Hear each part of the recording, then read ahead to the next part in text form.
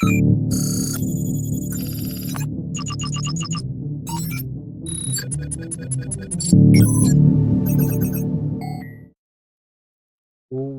going on, guys? Welcome yet to our third tutorial, and after our first tutorial I hope you now have a little bit understanding into the syntax involved in programming, which is how to create your variables, how to get output, and how to get input into your program.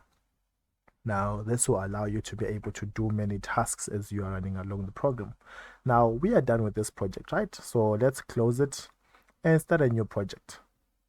Now, the best part about this is whatever you write, you can still come back and see your code when you create a new project. So we're just closing it over here. We also close it over here. We create a new project. Yes, it's a Java application. And let's call this Maths 102 for lack of a better name and so forth. Now within Maths, as you now know, we have to have a scanner. So obviously the first thing that I'm going to have is java.util.scanner, and I'm going to give my scanner a name. Some of the guys that I've taught, they always know that we have scanner gym which is equals to the new scanner for system.in, like that. Now I want to teach you a little bit of a trick. In programming, certain symbols mean something. For example, you see a plus can be used in mathematical function, but it can also be used outside of mathematical functions. When you see a plus sign, it means we are adding, but we can also use it to combine certain concepts. When you see a negative sign, to you in mathematics, it can be used as a negative sign, but it can be used to separate words and stuff like that. When you see a division sign, it can be used to find locations and so forth. But most importantly, if you see an asterisk or the star, because we don't have times like this, but we have the asterisk as your times. Now this times in mathematics means multiply, but in other concepts it is used to define something that is huge. For example, you want to have everything that is found in a specific item, you can add an asterisk so that you don't have to mention each and every item. Now here's what I'm trying to say. Picture this: when we say Java dot, it gives us a list of options inside this utility function that we can use, from calendars to collections to dates to dictionaries to enumerators, maps. Literally there is a lot of things that we can that we might want, but currently we just used one item, which is the scanner. But what if you do not want to just import the scanner alone? It means that you might have to write scanner first, import scanner, after that import timer, after that import unknown flags, exception, import vector, and so forth. To save yourself, just put the asterisk. This means that you are importing everything that this function or this family has to give you. Now, as you can see, if there was an error, this whole statement would give you an error. A good example is, let's say we do it like this. As you can see, my scanner statement becomes what? Wrong. But the moment I say dot asterisk, this whole line becomes correct. Anyway, back to our mathematical concepts. In mathematics, it is always ideal to know that when dealing with numbers, there are chances that you might have numbers that have got decimal points, and for that I would say please use a double. If you've been through some of my Python tutorials, you would understand that what we're defining as a double is what we're defining as a float. So I'm just going to say double num1, and to save myself, double num2. Now this means that the variable called num1 and the variable called num2 have got a data type called double. As a way, it's a way of me trying to reduce the amount of code. Otherwise, I should have written it as something like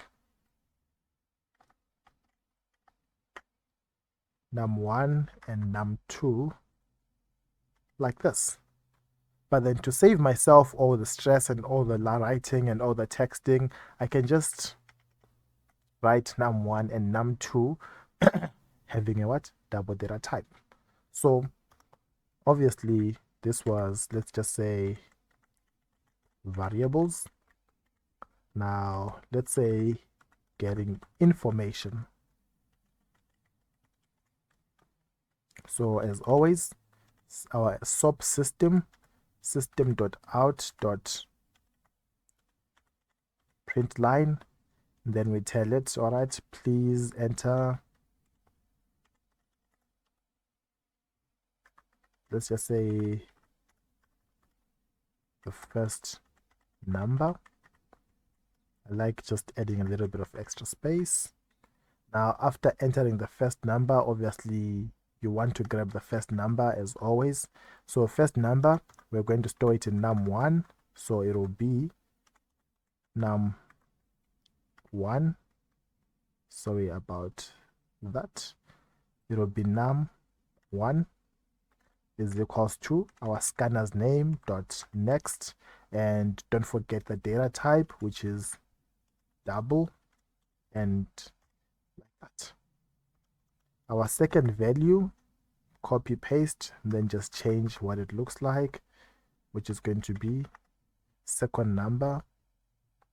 And on the next line, I'm just going to say num2 is equals to gym dot next double.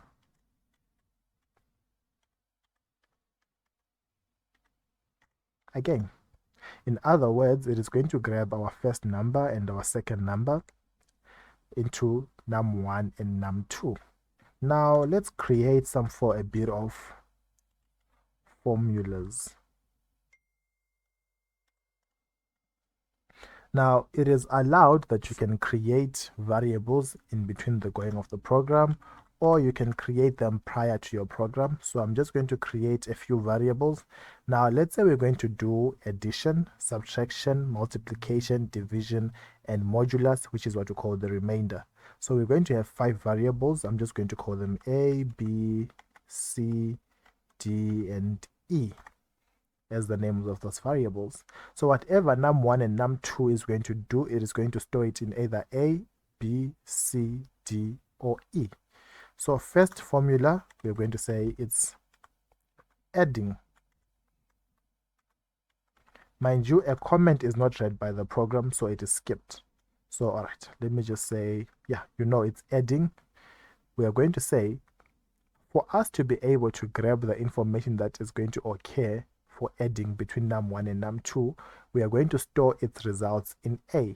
So you can say A is equals to num1 plus num2. Automatically, whatever is going to be entered in num1 and num2 is going to be added and just going to be stored in A. Now, we also know that, all right, the next one is going to be B. So over here, B is going to do, or is going to store whatever is subtracted between those very same two numbers. Now, C is going to, let's say, multiply, let's just say multiply whatever is going to be between A and B, or num1 and num2, and D is going to divide between those two, and lastly E is going to give us the modulus. Now remember, modulus is the remainder, so we are going to use the percentage symbol. Now the percentage symbol automatically knows, or it automatically understands, that when I'm used in a mathematical expression, my purpose is not to give the remainder, so not to give how many times a number goes into something, but to give the remainder. So let's just say print out, or what is going to be given out back as output. We are going to say system.out.print a line, and this time, instead of us just printing the answer itself, let's print an answer with a statement. So we can just say addition, right, plus A. In other words, we are saying combine this string of information and whatever is stored in answer, or in whatever is stored in the variable what? A. And to save us time, the last one is going to be E, which is modulus.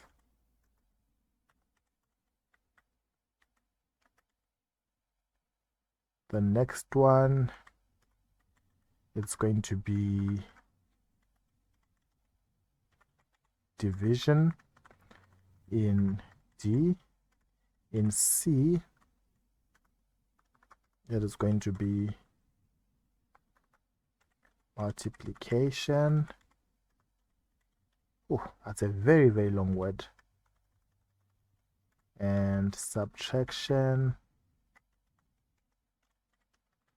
In what? In B. Now, let me explain a little bit something. As you can see, over here between these two variables, we are using this additional sign, and it is going to add numbers. Over here, in this line 41 to line 45, we are combining whatever is stored in A and this statement called addition.